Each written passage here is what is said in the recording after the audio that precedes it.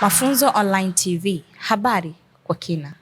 Taasisi za kiulinzi na kiusalama zimetakiwa kuwa na maono na mawazo waliokuwa nayo uongozi wa Chuo cha Mafunzo Zanzibar Magereza kwa kuwasaidia watu walio na mahitaji maalumu wakiwemo watoto mayatima hasa katika mwezi huu mtukufu wa Ramadhan. Wito huo umetolewa na mkuu wa wilaya Magharibi B Unguja, Mheshimiwa Amr Yusuf Manga, kwa niaba ya mkuu wa mkoa mjini Magharibi wakati wa iftari iliyoandaliwa na uongozi wa Chuo cha Mafunzo. Hafla hiyo iliyofanyika katika ukumbi wa Magereza Hall, Kilimani, Zanzibar. Amesema kuwa Chuo cha Mafunzo kimepiga hatua hasa katika kujikaribisha sana na jamii kwa kushirikiana nao katika mambo mbalimbali ikiwemo kukaa nao sambamba na kuandalia iftari kwa watoto mayatima. Mheshimiwa Amr amesema kuwa kuwashika mkono watoto mayatima ni kutengeneza upendo na mshikamano na kuwa jamii bora pamoja na kuwekea ukaribu na wao kujihisi kuwa ni miongoni mwa watu wenye umuhimu katika jamii. Kuwashika mkono watoto mayatima, kuwashika mkono watoto wenye mazingira maalum, tunakwenda kutengeneza ihsani ya kimalezi.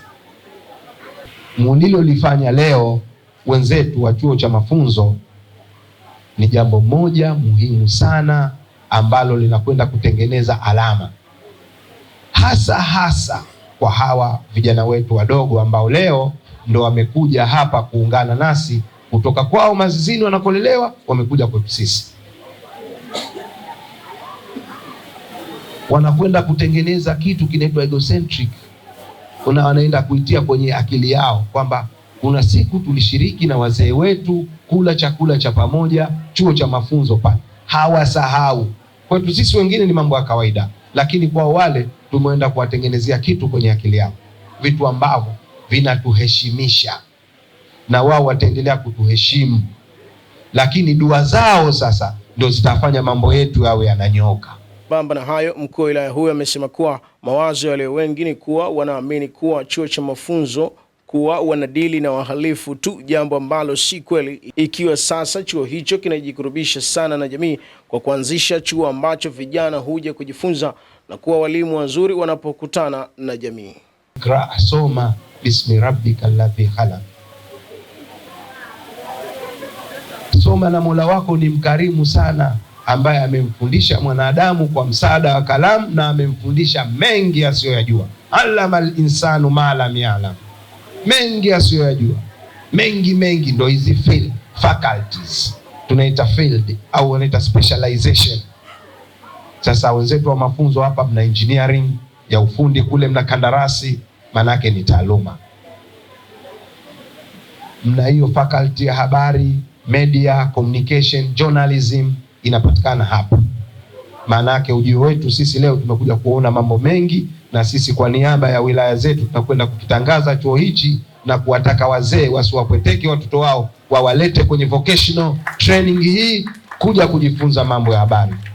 Naye kamishna wa Chuo cha Mafunzo Zanzibar Kanal Hamisi Bakari Hamisi amesema lengo la kuanzishwa kwa chuo hicho cha Mafunzo Vocation Training Center ni kuwatoa watoto kwenye matendo maovu kwa kuwapa ujuzi ili waweze kujiendeleza kimaisha. Chetu hiki cha Mafunzo Vocational Training Center ni kituo cha kufundisha elimu ya ujasiriamali kwa vijana ambao wengi wao wanakuwa wamekosa elimu ya juu, na kwa mujibu wa takwimu tulizonazo, wengi wao ndio wanajihusisha na matendo maovu kule mitaani. Kwa tukaona si busara sisi tusubirie mtu afungwe ndio tuanze kumrekebisha tabia. Kwa tukabuni kituo hiki cha kufundisha kazi za amali ili waweze kupata ujuzi na kuweza kujiendeleza kimaisha. Hata hivyo, amesema lengo la iftar hiyo kwa watoto yatima ni kudumisha upendo, umoja na mshikamano baina yao. Kufanya shughuli hii kwa lengo dogo sana la kuonesha moyo wetu kwa watoto mayatima. Si kwamba tumekuja hapa kwa ajili ya kula na kunywa, lakini tumekuja hapa kwa ajili ya kuonesha upendo, umoja na mshikamano wetu kwa ndugu zetu hawa, watoto wetu hawa ambao wanalelewa katika nyumba ya watoto yatima. Mahir Saidi, Mafunzo Online TV.